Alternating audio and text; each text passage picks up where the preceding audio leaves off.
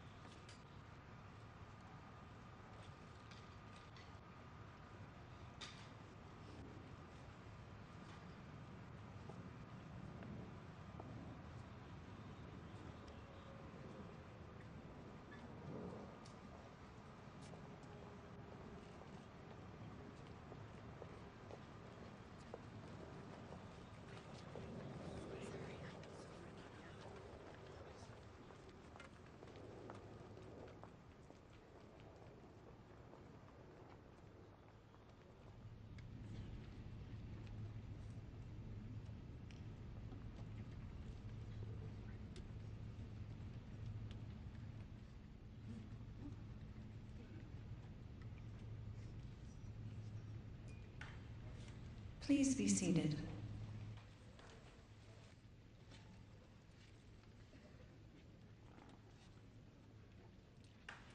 The wreath ceremony is now complete.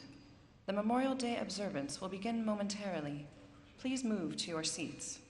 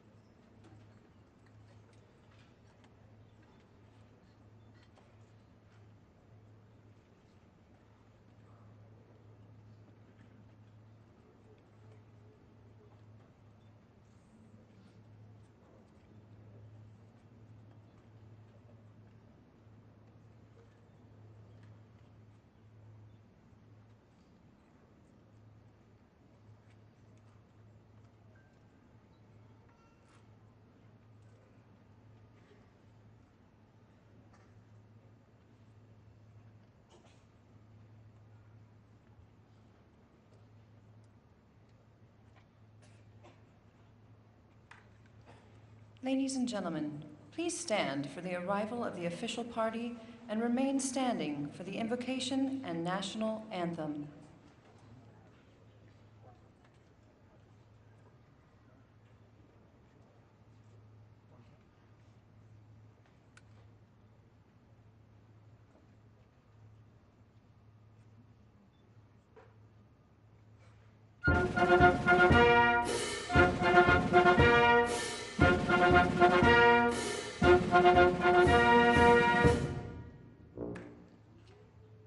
Ladies and gentlemen, the President of the United States, accompanied by the Secretary of Defense and the Chairman of the Joint Chiefs of Staff.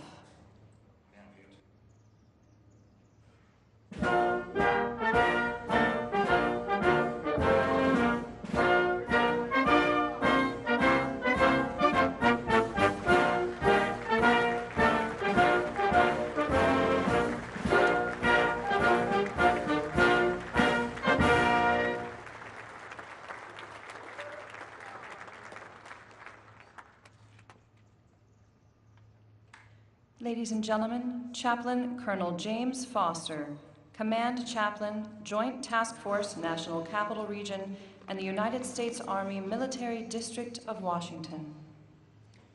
I invite you to a moment of prayer with me on this hot but amazing day. Almighty God, who rules the nations and gives freely to those who ask, I praise you this morning and thank you for a nation here who continues to call upon your name. I thank you for the blessings you have bestowed upon us and the freedoms we enjoy because of your righteous right arm.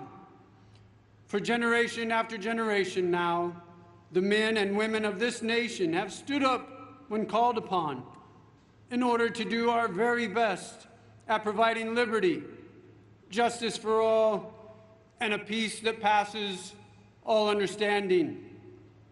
The headstones surrounding this amphitheater and a multitude of others around the globe stand in representation of the brave souls that have gone on before us, and for which we give particular thanks today. Lord, they call out to us to choose wisely in our endeavors. So on this day of remembrance, stir our hearts to stand united and to continue striving for that peace that only you provide. Now bless our efforts and our words in this place today. In your holy name I ask it. Amen. Please remain standing for our national anthem, presented by the United States Air Force Band and singing sergeants.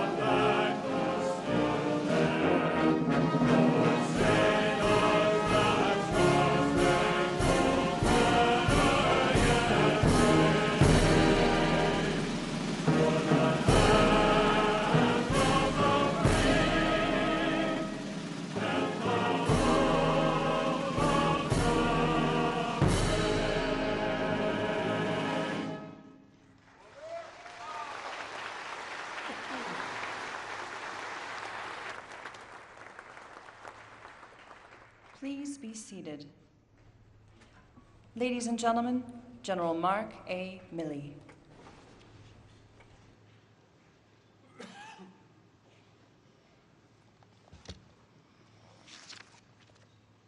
Mr. President, Madam Vice President, Secretary Austin, distinguished guests, fellow Americans, and most importantly, Gold Star families, welcome to all.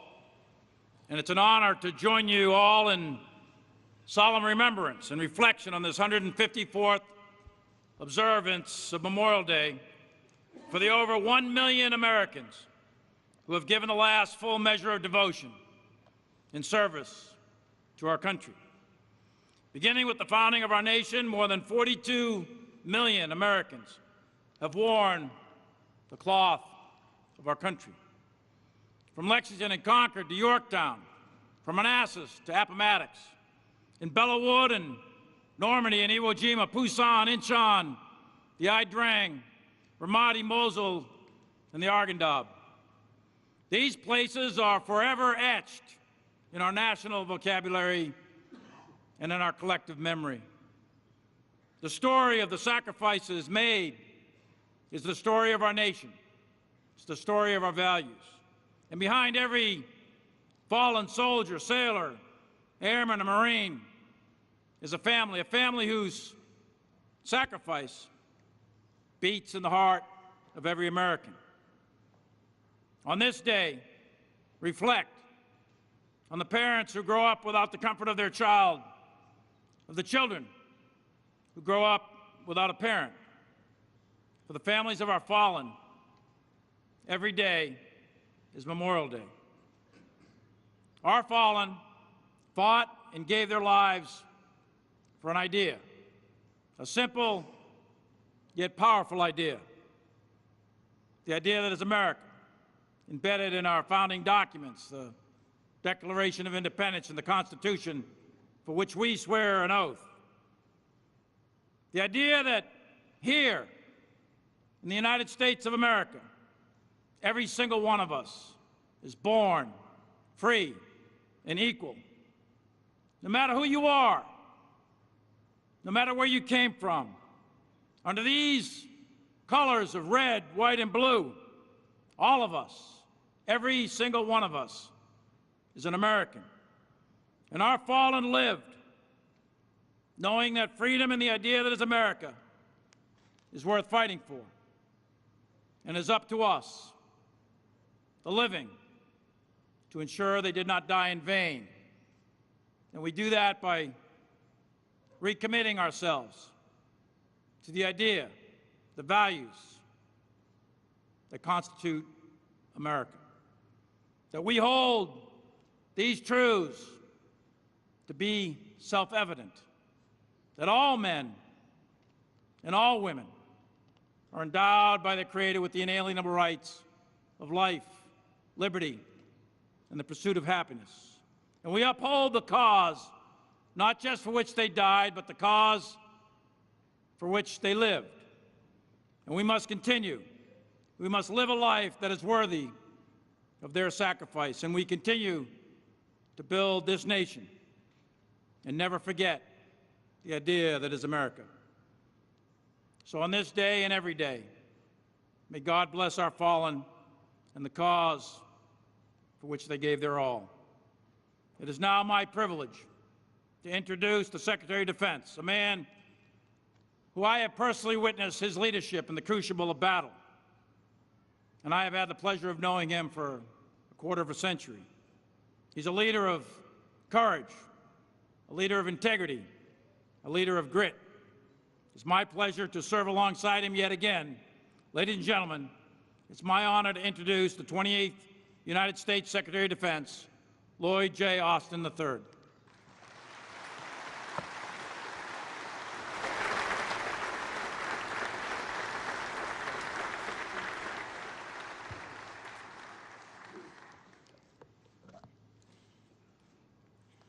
Mr. President, Dr. Biden, Vice President Harris, Mr. Imhoff, fellow members of the Cabinet, General Milley, and members of the Joint Chiefs of Staff, good afternoon. To our distinguished guests, our service members, and my fellow veterans, thank you for letting us share this day with you. And to the Gold Star and surviving families here, you honor us with your presence. I know that when you look across this hallowed ground, you ache for those you have lost. Your devotion to your loved ones has never faltered. And in turn, America owes all of you support that does not waver. We renew that dedication every Memorial Day. And as we do, we also renew our faith in our democracy and the values of self-government that bind us together as Americans. We understand the stakes. In the 21st century, the security of the world hinges again on the survival and success of the American experiment. And in turn, that great experiment relies on the American patriots who volunteer to keep their fellow citizens safe and their nation secure. And these patriots carry the moral force that can be wielded only by free people defending their inalienable rights and the rule of law.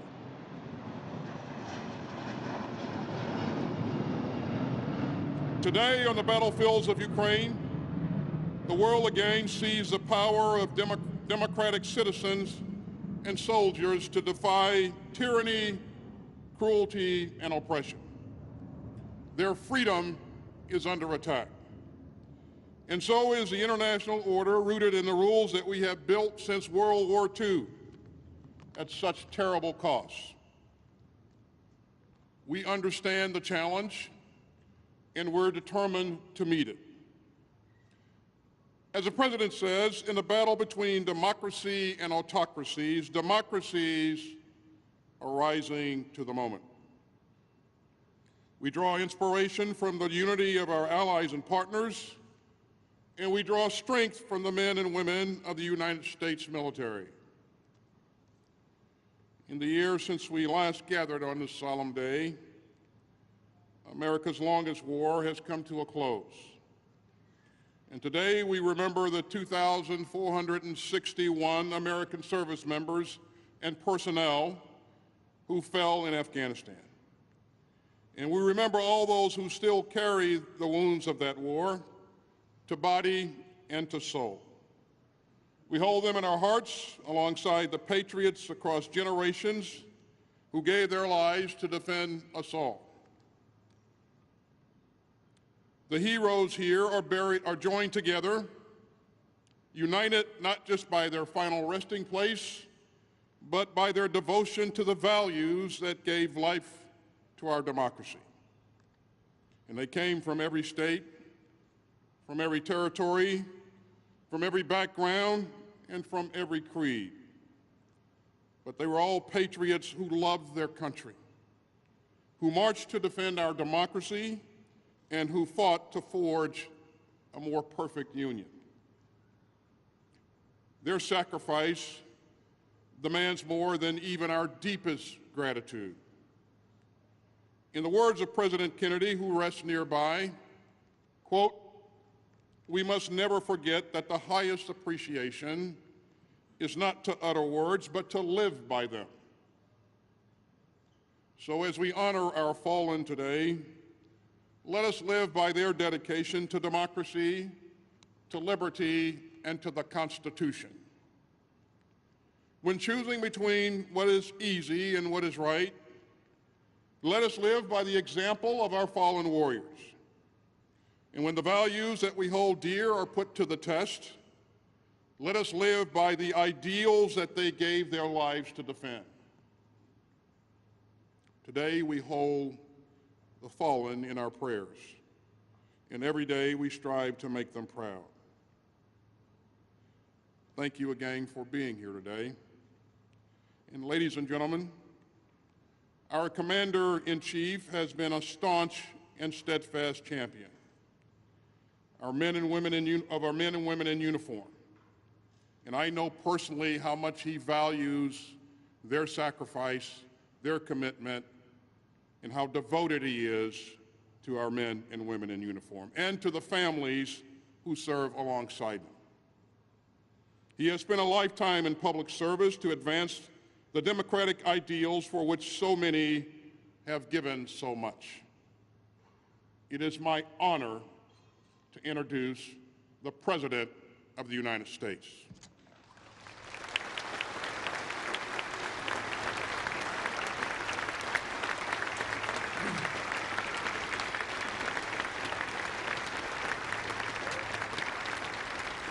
Thank you. They lie here in glory and honor, in quiet rows in Arlington, in cemeteries in Europe that I've visited, many of you have, in graves across our country, in towns large and small, America's beloved daughters and sons who dared all, risked all, and gave all to preserve and defend an idea unlike any other in human history. The idea of the United States of America. And today, as a nation, we undertake a sacred ritual to reflect and remember, because if we forget the lives that each of those silent markers represent, mothers, fathers, siblings, spouses, children, if we forget what they sacrificed, what they made, so that our nation might endure, strong, free, and united, then we forget who we are. Who we are. Ladies and gentlemen, our First Lady, the love of my life, Jill, Vice President Harris, the Second Gentleman, Secretary Austin, General Milley, Joint Chiefs of Staff, Cabinet members, Gold Star families, most importantly, and survivors. Today, we renew our sacred vow. It's a simple vow, to remember, to remember. Memorial Day is always a day where pain and pride are mixed together.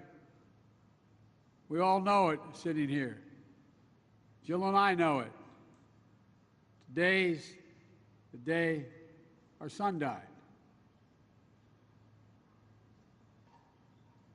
And folks, for those who have lost a loved one in the service of our country, if your loved one is missing or unaccounted for, I know the ceremonies reopen that black hole in the center of your chest that just pulls you in, suffocates you. I said 7 years ago today, our son, Major Bo Biden, took his last breath at Walter Reed. Major in the Delaware Army National Guard, he insisted on deploying to Iraq with his unit for a year when he was Attorney General. Came home a decorated soldier, Bronze Star, Legion of Merit, Delaware's Conspicuous Service Cross. He didn't die in the line of duty. He came home from Iraq with cancer. It was horrific cancer that stole us from him, stole him from us. But still, it always feels to me on Memorial Day, I see him, not as he was the last time I held his hand, but the day I pinned his bars on him as a second lieutenant. I see him with me down at the Delaware Memorial Bridge, hugging all the Gold Star families. Days like this bring back before your eyes their smile and their laugh. The last conversation you had, each of you know it. The hurt can be overwhelming. But for so many of you, as is with Jill and me, the hurt is wrapped around the knowledge that your loved one was part of something bigger, bigger than any of us. They chose a life of purpose. Sounds corny, like a Memorial Day speech, but I mean it from the bottom of my heart. They chose a life of purpose. They had a mission. And above all, they believed in duty. They believed in honor. They believed in their country. And still today, we are free because they were brave. We live by the light of the flame of liberty that they kept burning. And so a part of them is still with us no matter how long ago we lost them. As hard as it is for many to believe, especially those whose loss is still raw, I promise you the day will come when the memory of your loved one, your patriot, will bring a smile to your lip before it brings a tear to your eye. That's when you know you're going to make it. Today, American service members stand watch around the world. And as many of you know, at often a great personal risk. And this Memorial Day, we know the memory is still painful of all the fallen who lost their lives during the last 2 decades in combat. Each of them leaving behind a family, a community, hearts broken by their absence, and lives that will never be the same. We see it in the hundreds of graves here in Section 60 at Arlington.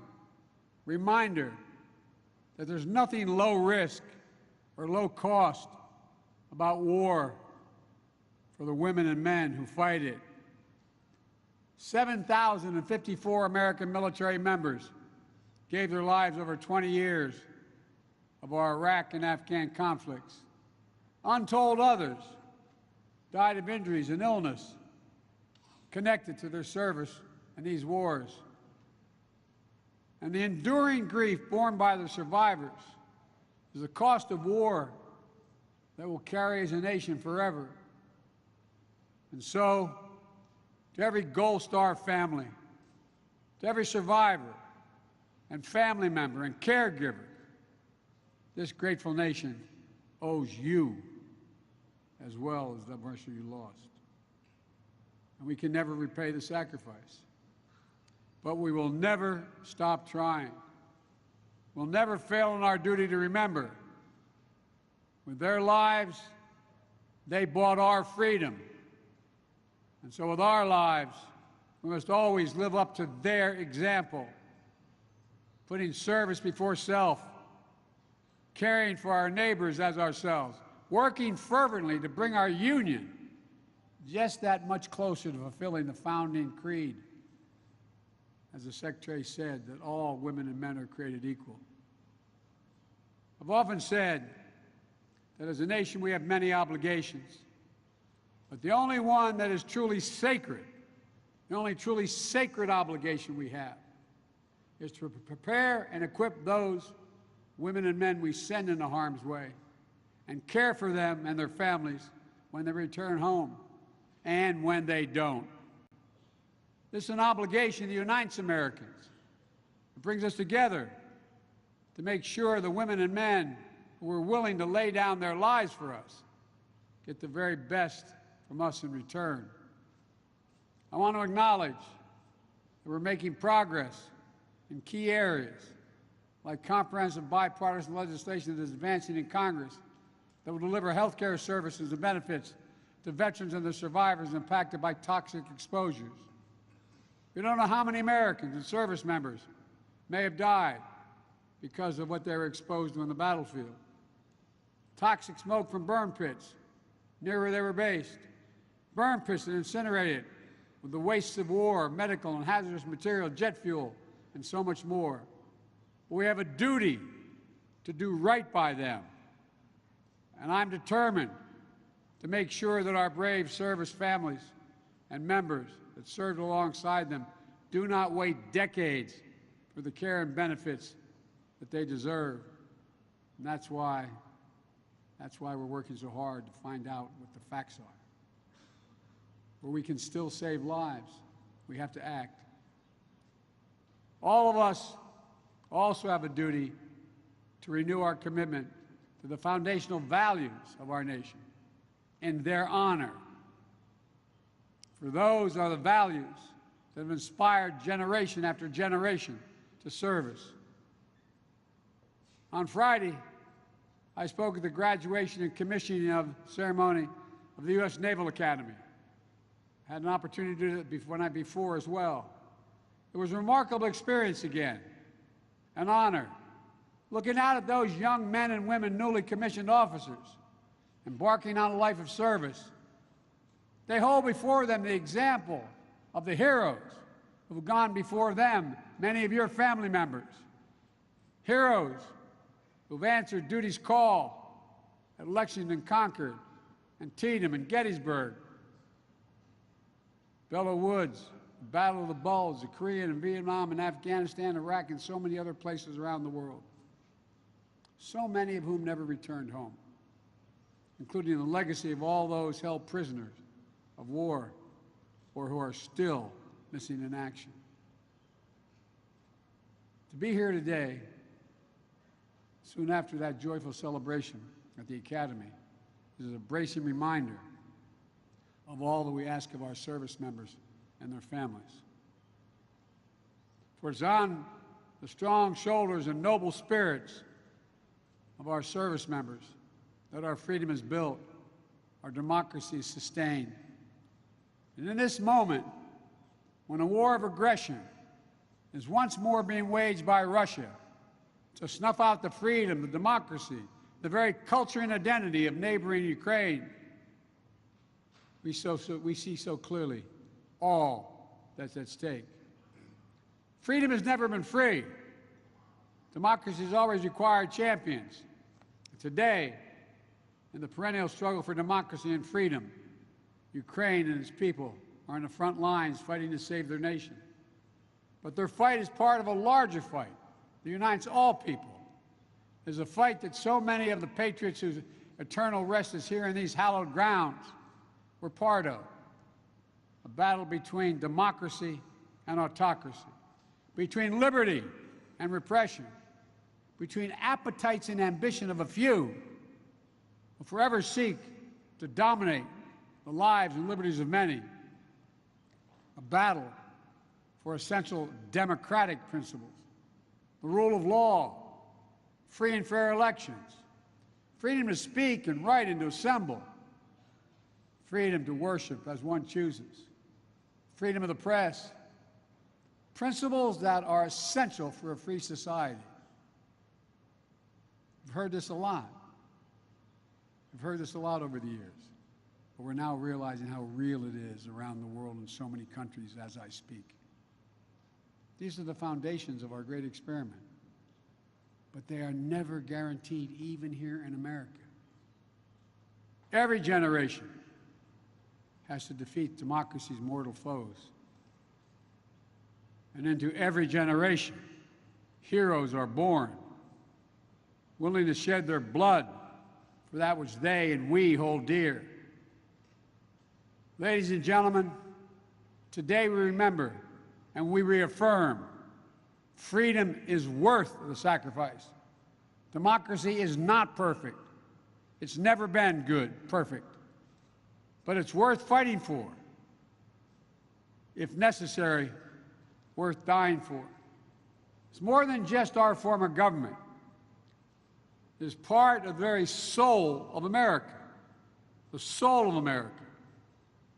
Our democracy is our greatest gift as a nation, made holy by those we've lost along the way. Our democracy is how we undertake the constant work of perfecting the union. And we have not perfected it, but we've never stopped trying, of opening the doors wider of opportunity and prosperity and justice for people everywhere. Our democracy is how we endure through every challenge, overcome every obstacle we faced through the last 246 years of self-government, and how we've come back stronger than before. We must never walk away from that. We must never betray the lives laid down to make our nation a beacon to the world, a citadel of liberty and justice for everybody. This is the mission of our time. Our memorial to them must not be just a day when we pause and pray. It must be a daily commitment to act, to come together, to be worthy of the price that was paid. May God bring comfort to all those who mourn. May God bless our Gold Star families and survivors. And please, God, protect our troops. God bless America and all of you. Thank you.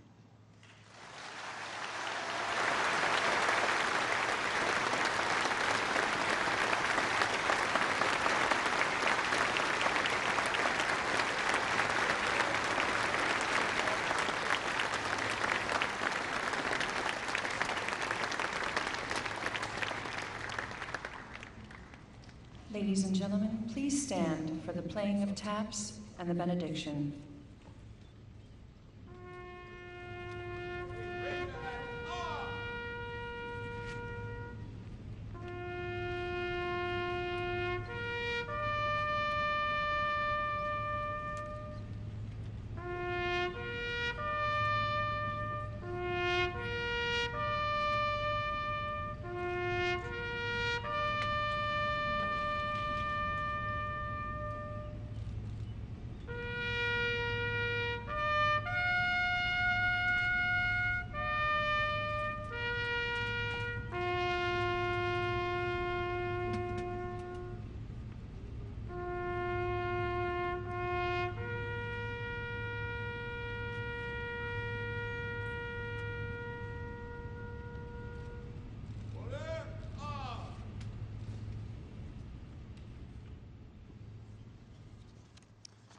Please join me in this closing prayer. Lord, thank you for this nation we call home. Thank you once again for those who, as the song says, more than self their country loved, and for the families of those fallen that are still grieving today. These are the patriots who continue to pay the price for the peace and security we enjoy. Now, God, bless us with your Spirit as we strive to honor their full measure of devotion, and bless with strength and courage those who faithfully continue to serve.